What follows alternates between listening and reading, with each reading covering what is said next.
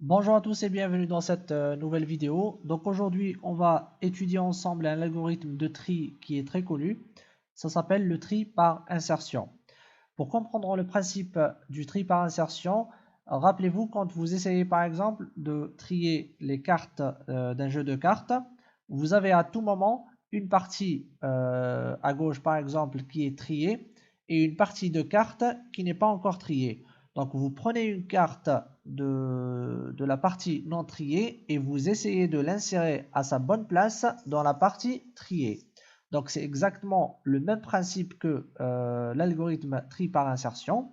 D'ailleurs, je vous invite à regarder la page Wikipédia de l'algorithme tri par insertion pour comprendre un peu plus. Vous trouverez des animations plutôt illustratives qui vous permettent de comprendre le principe. Vous avez le pseudocode et vous avez ici par exemple un exemple de tableau qui est trié par cet algorithme.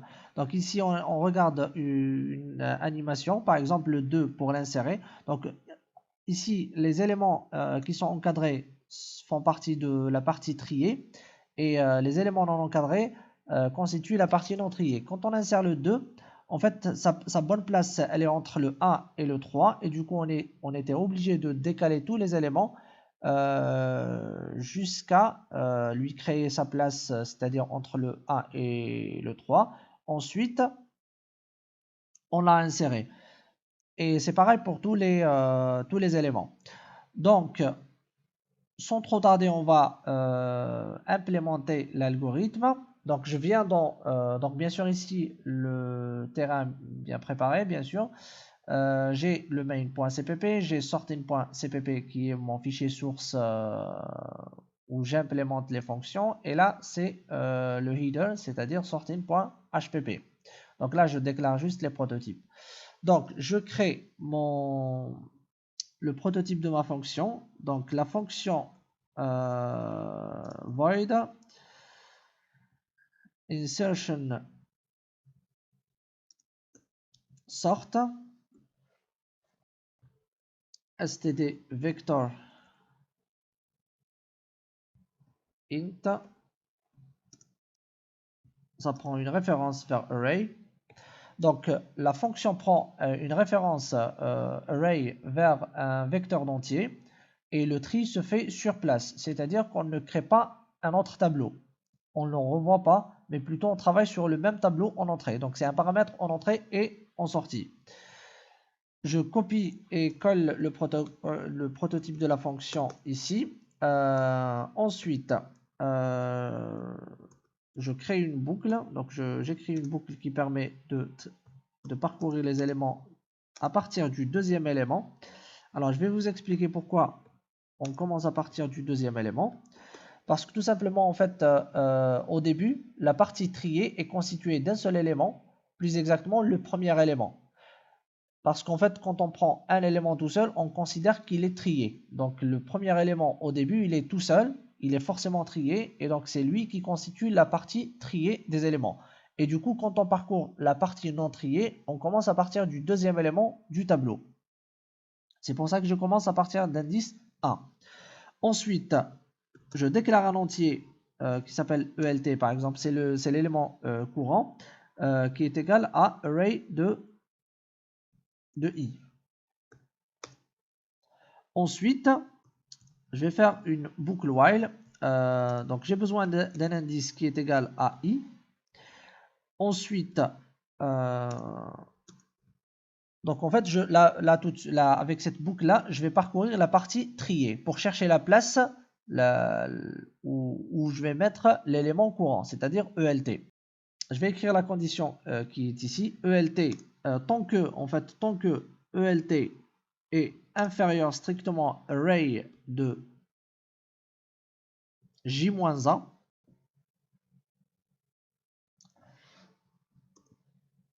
et pour que cette écriture soit possible, il faut que j soit supérieur strictement à 0.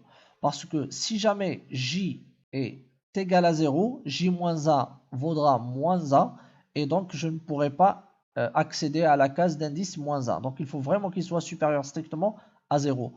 Donc tant que ELT est inférieur strictement à array de j-1, je vais décaler les éléments. Donc je fais array de J reçoit array de J-1. Je vais les décaler. Je vais les décaler tous vers la droite. Donc ça, c'est un décalage vers la droite. Je vais l'écrire décalage vers la droite. Ensuite, bien sûr, je fais J-. Ensuite, une fois qu'on sort de cette boucle-là, en fait, on a trouvé la place de ELT, la place où il faut insérer ELT. Et donc, il faut faire donc array de J reçoit ELT. On va vérifier avec un exemple simple. Supposons que cette boucle ne s'exécute même pas.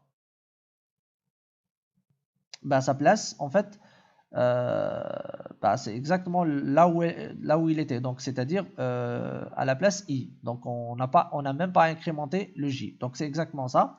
Supposons maintenant que la place de l'élément courant, c'est la toute première. Du coup, on parcourt tous les éléments. Donc, on les décale tous. Donc, quand J il vaut 1, donc J supérieur strictement à 0, on fait ELT. On suppose que c'est ELT inférieur strictement à l'élément, au premier élément. Et donc, on va décaler le premier élément. J, en faisant J moins, donc J il vaudra 0. Et donc, quand on arrive ici, la condition n'est pas vérifiée. On sort de while et on place l'élément ELT à la première place. Donc, c'est exactement sa place. Donc, voilà. Donc, la fonction a l'air de bien marcher. Donc, on va essayer de l'exécuter sur un exemple. Donc, je vais déclarer un tableau V qui vaut... bon, je vais mettre juste des éléments aléatoires comme ça.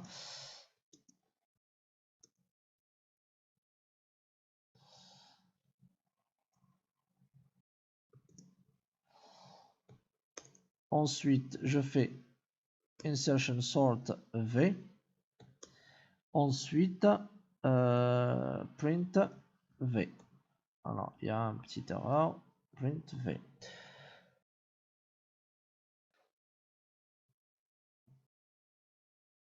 Donc, je compile mon programme. Il n'y a pas d'erreur. J'exécute et donc ça me donne ça comme résultat. Donc ça va du plus petit, moins 1, 1, 6, 89, 89, 100, 100. Donc normalement c'est bien trié. Si je modifie par exemple les éléments, je vais mettre ici moins. Je vais tester sur un deuxième exemple.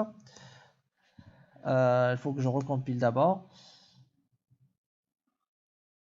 J'exécute. Déjà, ça a pris en considération les modifications que je viens de faire. Deuxièmement, le tableau est trié également. Donc voilà pour la fonction. Normalement, ça fonctionne correctement. Maintenant, on va essayer de voir la complexité. Bien sûr, on va voir le temps et l'espace. C'est beaucoup plus facile de commencer par l'espace parce qu'en fait, ici, on n'a pas ajouté de tableau ou une structure donnée dont la taille est fonction de la taille de array. Du coup, ici, on a ajouté juste le I, ELT et J, pas plus. Et du coup, la complexité, c'est O de 1. Maintenant, pour le temps, en fait, il y a deux complexités. Best et worst. Le meilleur des cas et le pire des cas. Donc, dans le meilleur des cas, en fait, c'est quand le tableau est déjà trié. Donc, quand le tableau est déjà trié, ça veut dire tous les éléments, ils sont dans l'ordre. Et donc, chaque élément, il suit un élément plus petit. Et donc, quand j'arrive ici, ELT, forcément, il est supérieur strictement, ou supérieur plutôt, ou égal à array de J-1. Et donc, cette boucle ne s'exécute jamais. Elle fait toujours 0 itération. Donc, puisqu'elle fait 0 itération, il n'y a que ces 3 lignes, c'est-à-dire ces 3 instructions qui s'exécutent dans cette boucle for. Et du coup, c'est O de n fois O de 1. Et donc, ça nous donne O de n complexité dans le meilleur des cas. Maintenant, dans le pire des cas, c'est quand le tableau est inversement trié, c'est-à-dire il est trié dans l'ordre inverse. Plus exactement, en fait, cette boucle, elle fait toujours le maximum des itérations, c'est-à-dire qu'à chaque fois qu'elle trouve un élément, elle doit décaler tous les éléments qui le précèdent pour le mettre au début. Et donc, si on fait la somme de toutes les itérations que fait cette boucle, on aura quelque chose de l'ordre de n carré. Donc, c'est O de n carré. Donc maintenant, bien sûr, en fait, en moyenne, ça nous donne également O de n carré. Si on évite les deux cas extrêmes, c'est-à-dire trié ou inversement trié, ça nous donne quelque chose de l'ordre de O de n carré. Donc en fait, c'est un algorithme qui n'est pas très efficace par rapport aux algorithmes qui sont très très rapides, comme le tri rapide ou le tri fusion par exemple, ou le tri par tas, qu'on va découvrir dans d'autres vidéos. Cet algorithme, il a l'avantage d'être très efficace quand le tableau est de petite taille. Quelques éléments, 3, 4, 5. Il est très intéressant de l'utiliser pour trier ce genre de tableau. Donc voilà. Donc voilà pour cette vidéo. J'espère qu'elle vous aura appris quelque chose. N'hésitez pas à la liker et la partager. N'hésitez pas à vous abonner à la chaîne YouTube et à activer la cloche pour recevoir les notifications des nouvelles vidéos qui vont sortir prochainement. Je vous dis à bientôt dans une prochaine vidéo et au revoir.